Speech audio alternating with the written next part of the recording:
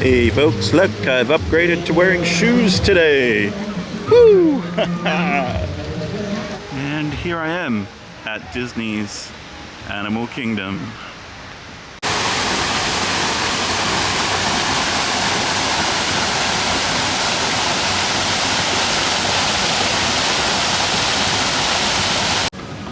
Alright, update. I just recorded about a minute and a half previously, which you're not going to see. Because it appears that when the camera gets really, really hot, it goes into this mode where it's just continuously just recording. Or, as it says, writing to the memory card. But what it's writing, I don't know. Maybe when I get home, I'll run it through a memory card recovery tool, but it seems so far that when it gets hot, it has issues writing to the memory card. Now, I've got one of the fastest memory cards that you can get. It's a Kingston, and it's got a write speed of 290 megabits per second, and I'm only recording at 200 megabits per second. So yeah, I don't know what's going on there.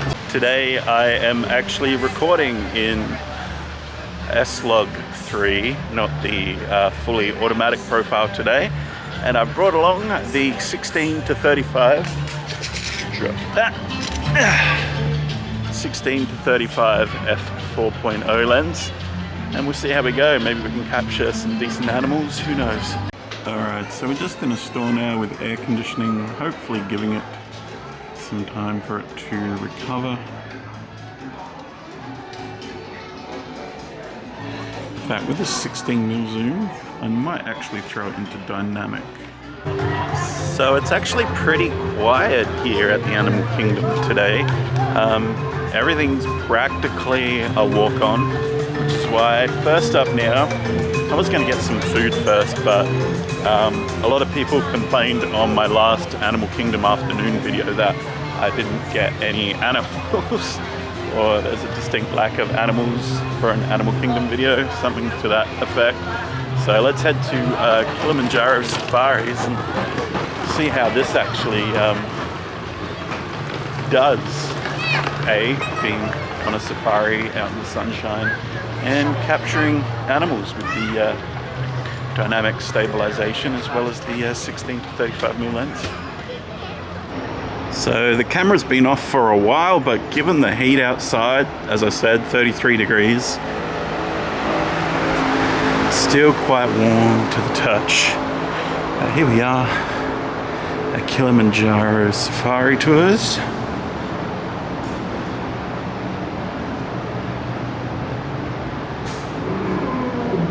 As everything in Animal Kingdom here, the detail is just so outstanding. I love this park so much.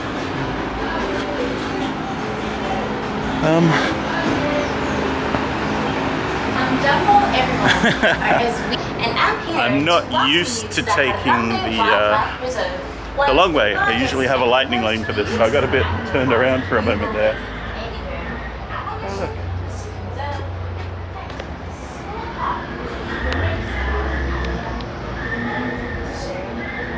Isn't that cute?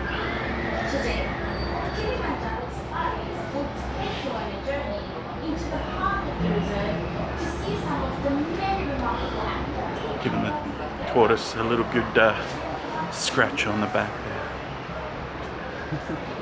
That's so cute. Man, I forgot how long this queue was. That's the lightning lane. Starts right there, so. Whew. Yeah, let's see how it goes on the safari. Sante Sound Award. So like I said here in Harambe, it is Twin Day and Twin Day does mean let's go. We turn to this corner over here, we're gonna get a really good look at these two giraffes are gonna be eating. So very cool thing, if you have a bunch of leaves and plants, giraffes are gonna want to do one of two things. Either coat and this black fur, those are gonna be wildebeests. Wildebeests are actually home to the second largest migration in the world, only second to humans of course. They do travel in herds up to 1.5 million wildebeest at a time, and they cover distances 500 miles. These two are right hand side, these are going to be the Ankole cattle. So you see they have those huge horns strapped up on their heads though. Don't be intimidated by those horns though. They're actually quite hollow inside. They have an almost honeycomb-like structure built on those horns. Pick on vegetation on the ground floor there. Also, a group of them is actually called a crash. They're called a crash because they run into things that are quite reckless, but it's not any ill will intent or bad intentions. It's just you can't really see far. They're very nearsighted, they see about 10. And they're also really fast. You can run at speeds up to 40 miles an hour. All right, so on that, I kind of felt a bit like Ian Malcolm. I mean, sure, there were a few animals, but there really weren't any, and none of them were really on my side of the truck either. So let's head into Gorilla Falls and see what other animals we can see. Right now, my toe is killing me, but yeah, I'm gonna sit down after this, have some food. So hopefully this footage comes out quite well.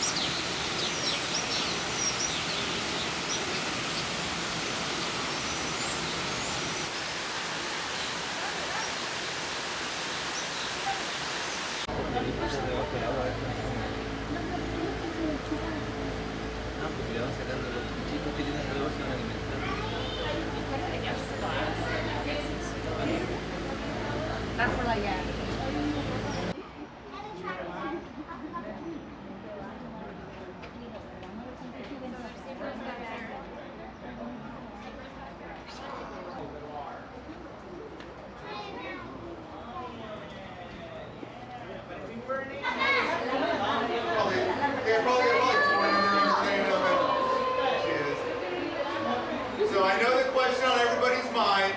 How old's the baby? Oh yeah. Yeah, right, yeah. She loves to play too. Rachel's my favorite. Hey, give me that.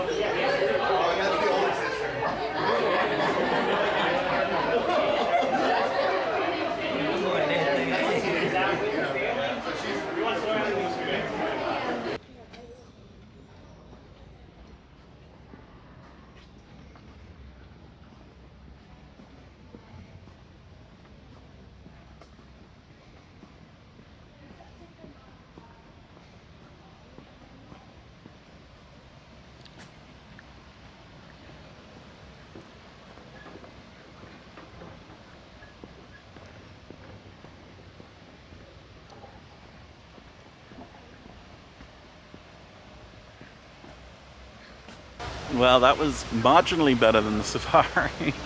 So I know there's another wild, so this is Gorilla Falls, and then there's also another one over in Asia, which has got more animals again.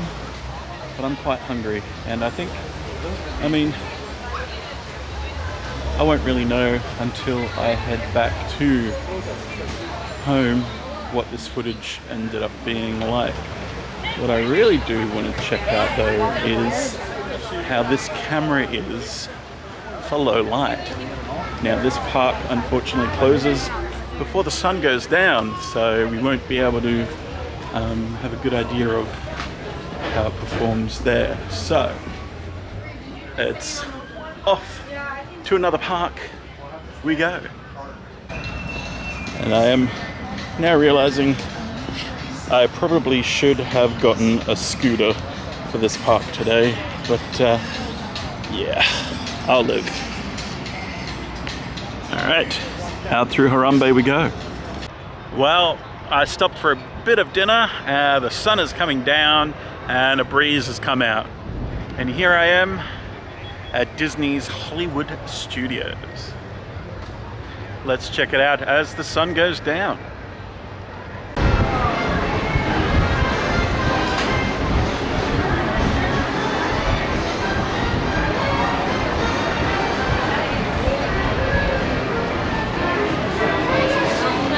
When they said you don't have to do it, the fear comes to crack up.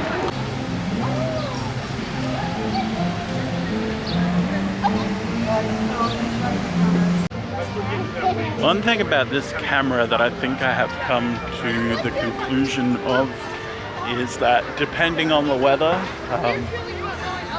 some vlogs may have to be in 1080 because a lot of the 4K, I don't want to go under 50 frames per second. It's just me, like I don't like vlogs, and I mean, unless of course there's cinematic montages, you know, cinematic travel vlogs, that sort of stuff.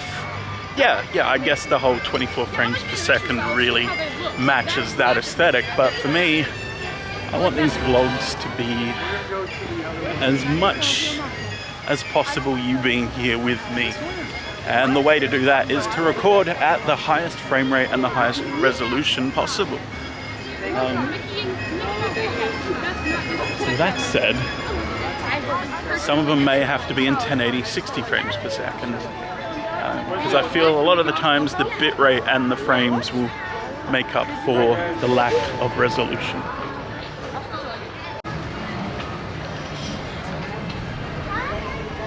I'm sure you've seen this before in many of my other vlogs, but here we go, this time with this camera.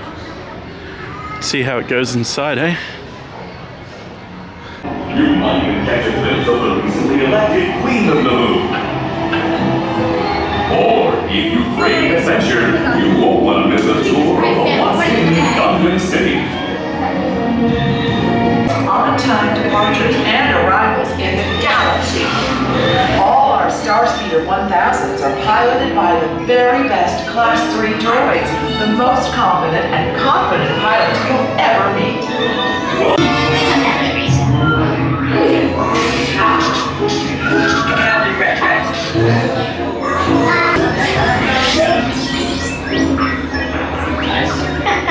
Look at this. I see a line. Souvenir hats in the shape of Jar Jar Binks. How goofy is that? 1001101 001.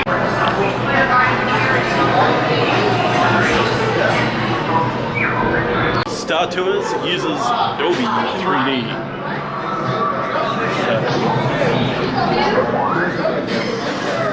Do I look sexy?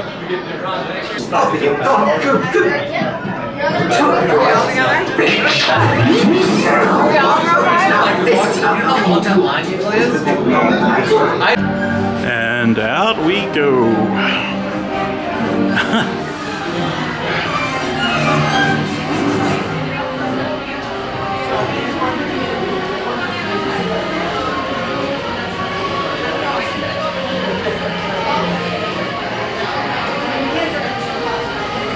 Now, I have ridden that ride, I would dare say, hundreds of times.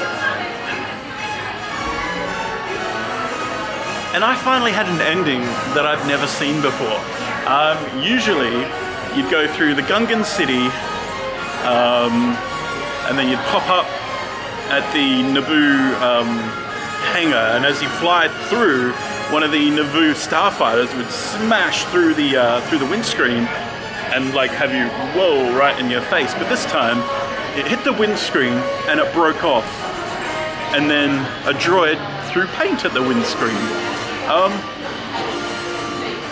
I've never had that one before. Today was a good day. I'm actually genuinely excited that I got to see that. That's pretty cool. Just makes me wonder what other surprises I haven't seen on that ride. Probably quite a few.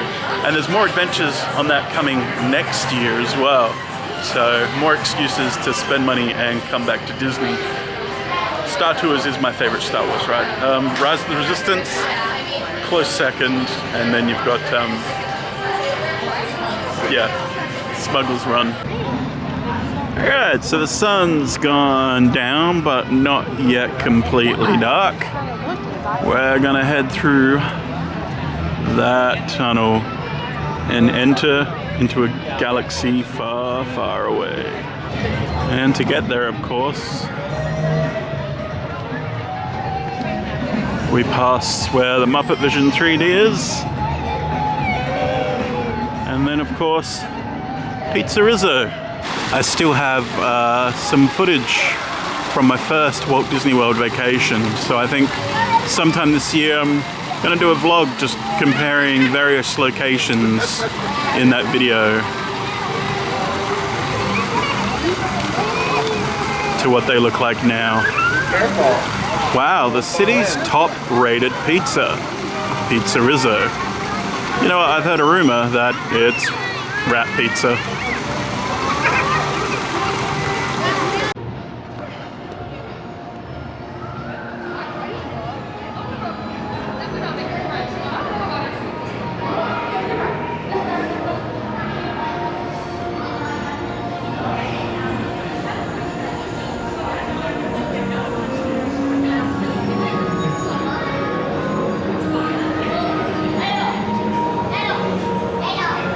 And here we are. The outpost of Batuu, Disney's Galaxy's Edge. I remember the first time I visited Galaxy's Edge in Disneyland. It wasn't yet finished, and the only thing that was really open was Millennium Falcon's Smuggler's Run, but still, just walking into that area for the first time and just seeing a life-size Millennium Falcon right there in front of me. I'm never gonna have that feeling again walking in this place, but I'm glad I had it then.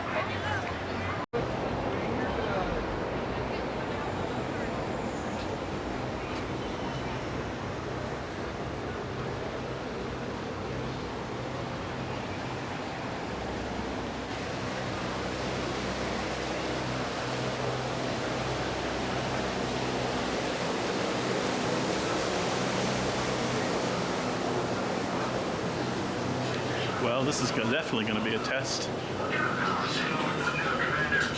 Most of the heavy gear and crowds are inside. How many here? One all the way through. How many here? One right this way. How many? 6 all the way in.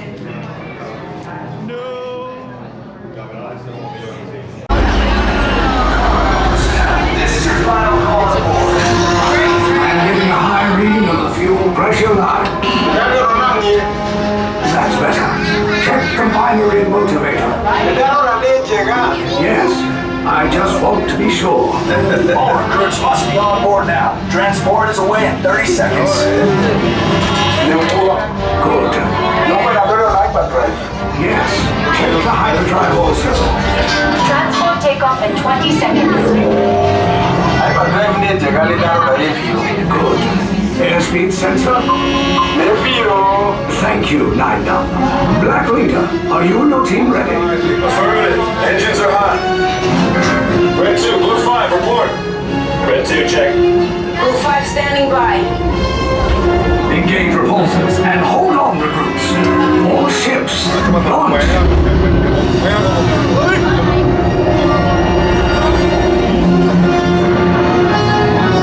I am Lieutenant Beck.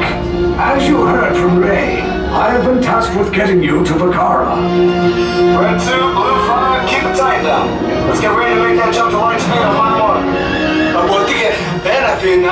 1. Black Leader, we're picking up an unusual signal. Are you spotting anything? Yeah, I see it. We'll check it out. BB-8, what do you got? There appear to be a number of small craft heading our way. Raise the shields. We got company. First order TIE fighters. Move out. Move out. Red 2, Blue 5, we got a clear path so transport can make the jump.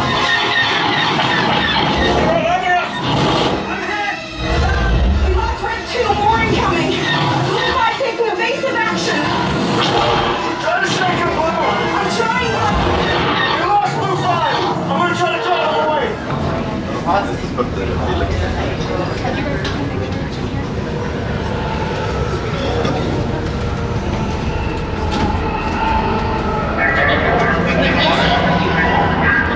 So these here are the little crafts that we'll be on.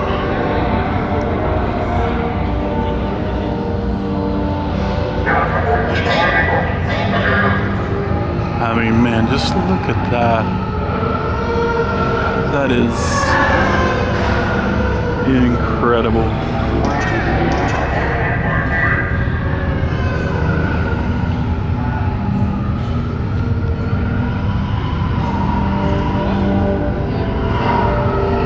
Imagine being one of the cast members that has to dress up as a stormtrooper and just stand there all day. That must be one tough job. I mean, they move, so there must be people inside there, right? I'm sure that's how it works. Either way, holy moly. This place, it's crazy awesome, guys. It is crazy awesome. Wow. I can't believe how awesome it is. Alright, now to prison transport.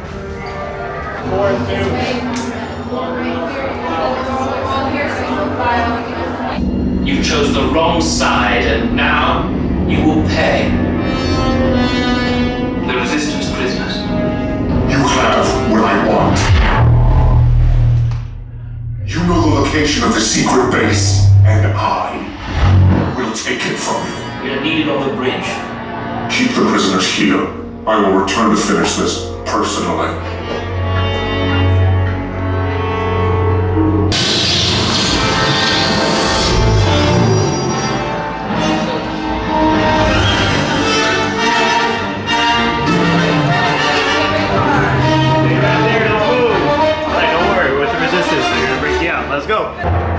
Okay, take this corridor to the turbo lift, then head down to the escape pod base. Those droids are programmed to return you to Batu.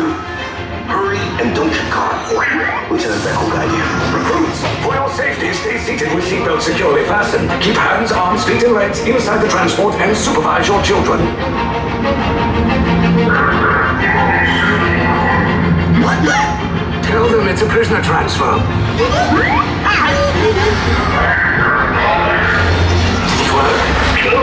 Good. Now get a move on. There's a clear path to the terminal lifts at the end of the hallway. Turn right.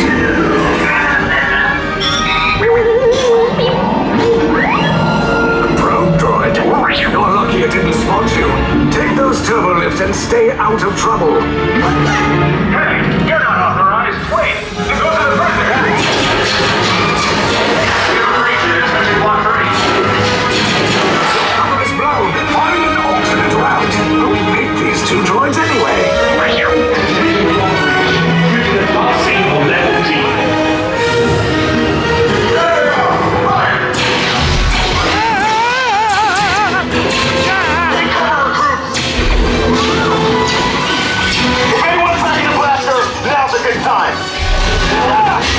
The escape pods just blew us!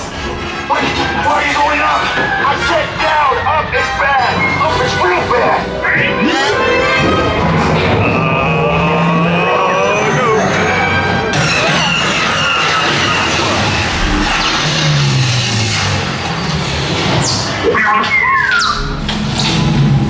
The resistance will attempt to rescue the prisoners. They have neither the resources nor the courage to engage us. You underestimate their conviction. Raise the shields! Shields? I see no evidence. Now! From yard! All personnel to their stations! Sir, the prisoners have escaped. How brave, but ultimately hopeless. There's nowhere to run.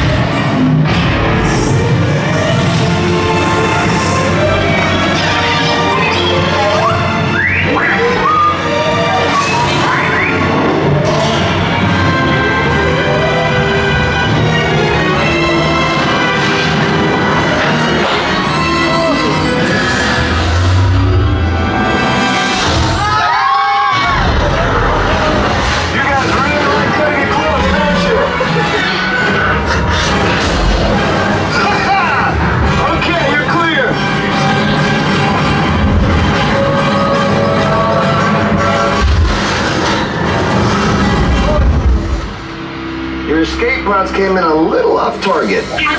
Ground crews will meet you outside the wreck. All right, nice job, recruits. Not what you signed on for, but hey, you're resistance now. I think I have that authority. Right, Beck? Where's the lieutenant? I need eyes on Beck. Line up, scatter spot people. More escape pods down in Sector 4. Verification pending from command personnel. Where's the lieutenant? I need eyes on Beck. Just tracking next pod in the wreckage, sir. Wreckage? I have a bad feeling about this. No, sir. He came down to the wreckage sector. That doesn't sound good. He was the backup. Lieutenant back here. Beck! You're alive! I should hope so. Great job, recruits. Thanks to your heroism, the location of the resistance base is secure. Bravo! Yes, R5, you too.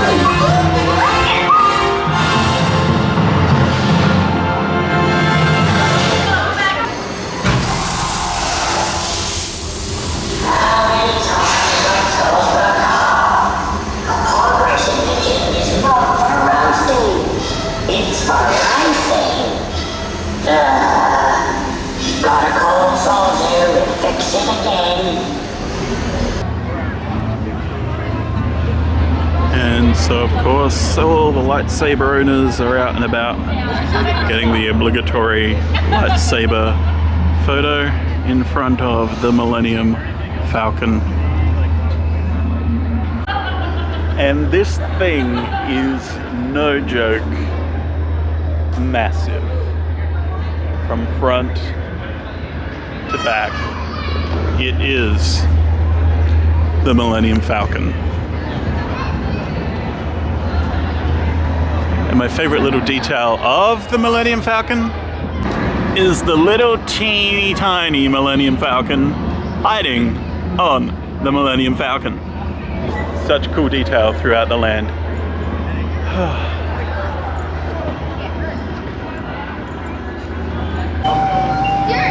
So right now, Addy, you got it? hey. Alright, it's the line. Alright. So right now I've actually switched it from 12,800 ISO to 16,000 ISO. Before it was on a shutter of 1/60, and it seemed a bit lousy actually. I noticed all the noise, so hopefully this has gotten rid of some of the noise.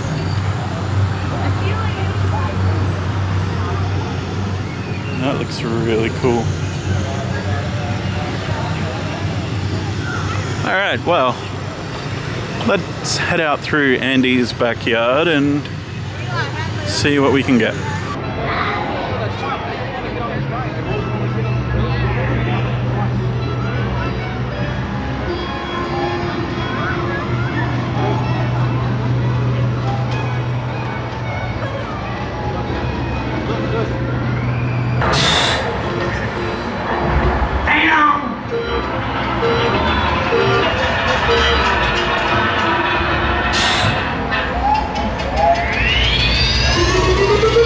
Here we go!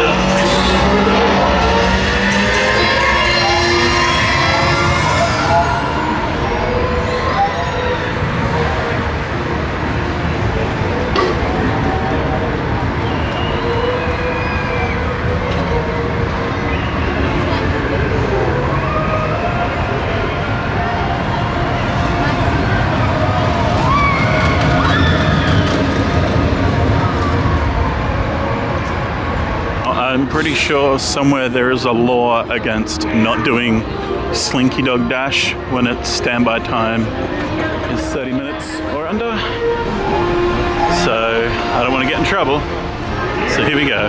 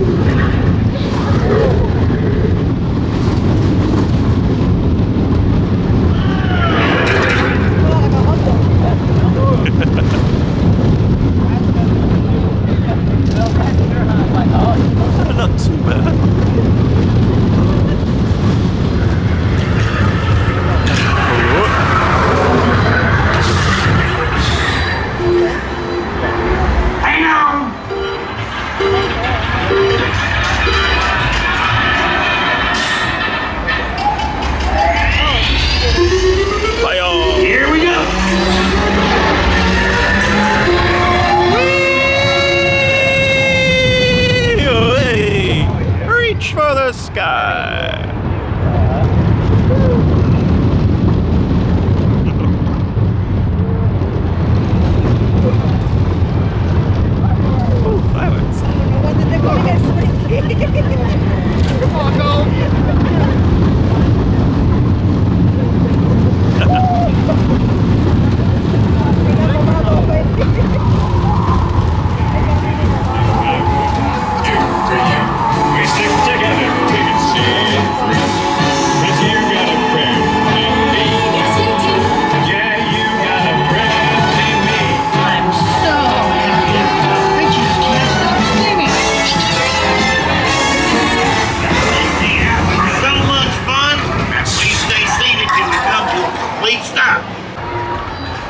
For some reason, when I switch it over to background defocus and then turn it off again, it doesn't exactly go back to the proper automatic settings.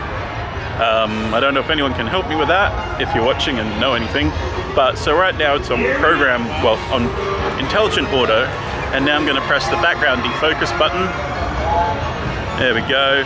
And now I'm going to press the background defocus button, which should technically turn background defocus off. Except now I am dark.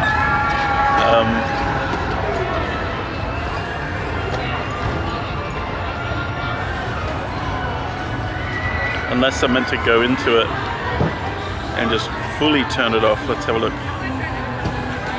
Defocus clear, defocus clear. And then when I press the menu button, then it cancels background defocus. So that is really, really weird. But at least I know that that's a thing now.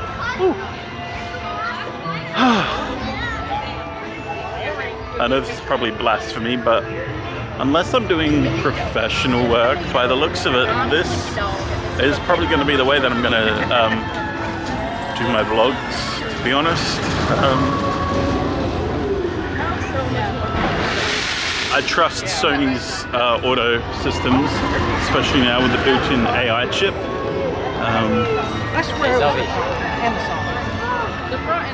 Now when I go background defocus, I look even better. Oh man, this camera is just too powerful for me. I've spent too many years using handycams, and now I actually have a camera that can basically do anything I want it to do. I'm very limited with the abilities. See, I'm one of those people that knows things in theory. Like, I'll be able to tell someone how to go through their camera, how to use their camera, all the features that are in their camera, teach them how to use their camera. But when it comes to me and my own camera, yeah, no. Automatic it's going to be, especially because the vlogging thing is just such a quick grab, point and shoot kind of deal. And I think in that regard, for me, it's probably going to be a much better payoff to have it on this fully automatic mode. So, here we go. Right now, I am basically only being lit by tiny street lamps. This camera is so incredible. On my AX53, it wouldn't even look anything like this at the moment. In fact, yeah, I can't even show you what it would look like. But yeah, definitely not as clear and bright as this.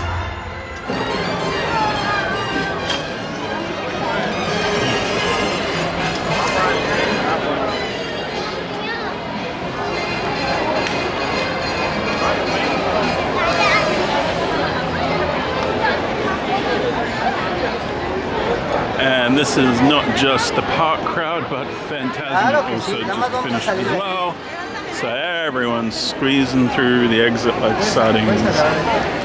Well, it's time to take all this footage home and have a look at it and just see which profiles when have proven to be the best. If you guys have any suggestions on what you think look better, send them my way. I'm really keen to know.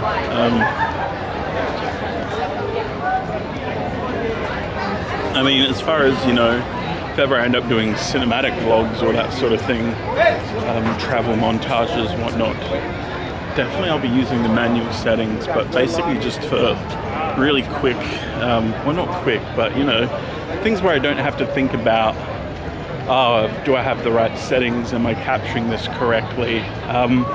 Sony's automatic systems, man, they're great. And this is f.4, sorry, f4.0, but I think I'll probably end up using the 20mm more often. And I've been using dynamic dynamic active stabilization today. I actually think active stabilization on the 20mm will be the goer. This one will be great for when I do maybe shows and stuff. But yeah, for actual vlogs and stuff, I reckon the 20mm is definitely the goer for that. Well, thank you for joining me on these experimental vlogs where I'm just checking out the camera. You can probably notice my hand getting lower and lower as I talk.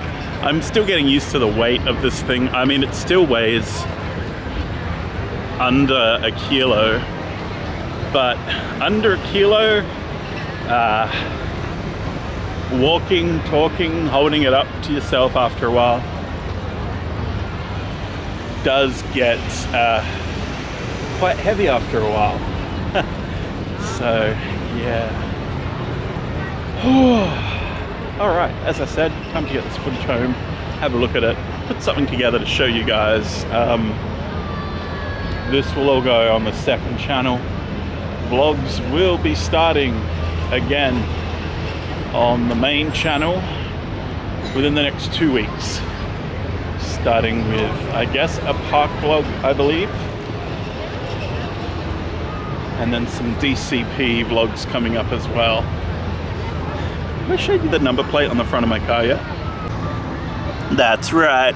Magic Kingdom represent. I always tend to go into this side of the car. I always need to remind myself, America, Luke, you're in America. So weird, so very weird. But yeah, hopefully what you saw today kind of gave you, if you're thinking of getting a ZV-E1, an idea. Probably the biggest issue I had today, in fact, let's put a bit more light on me there. Probably the biggest issue that I had today, as I said, I don't think I recorded it though. So the surface temperature of the camera, like my car would say it's 37 to 40 degrees out there today, whereas the actual temperature was something like 32, 33. So I'd go more with what my car says when it comes to the camera. So the camera, the camera is plastic, so that would heat up quite a bit. There's no real ventilation in the camera.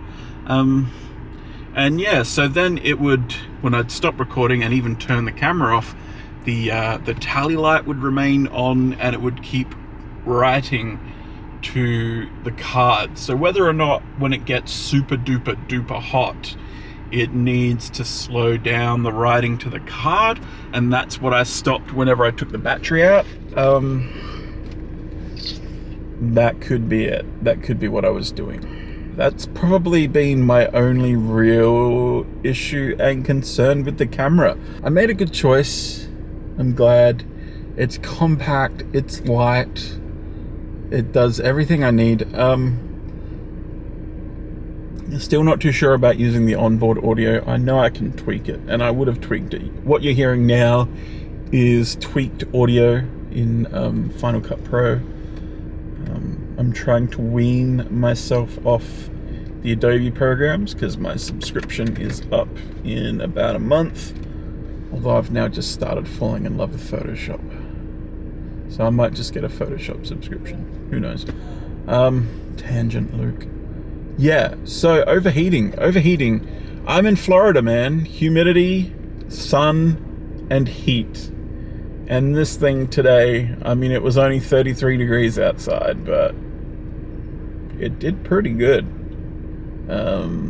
So yeah, I think the only issues people are having is when they record, you know, half an hour or so. But that's not what these cameras are for. These cameras are for like the little chats that we're having now, which won't exceed Well, it just did exceed 3 minutes. It won't exceed 5 minutes. Alright, I need to get some sugar, because I'm feeling meh. And I'm going to head home. Alright, thank you for watching. I look forward to seeing you on the primary channel with the first vlog by this camera. In fact, it might even be a tag team between this and the GoPro. I have not yet decided what the first vlog is going to be yet. But I have a whole OneNote notebook of vlogs to do. So I have been spending the last few weeks going through what's around Florida, what's even within my own vicinity, walking, bike trails, that sort of stuff. So yeah, it's gonna be great fun. All right, thanks guys, and I'll catch you all on the flippity flop.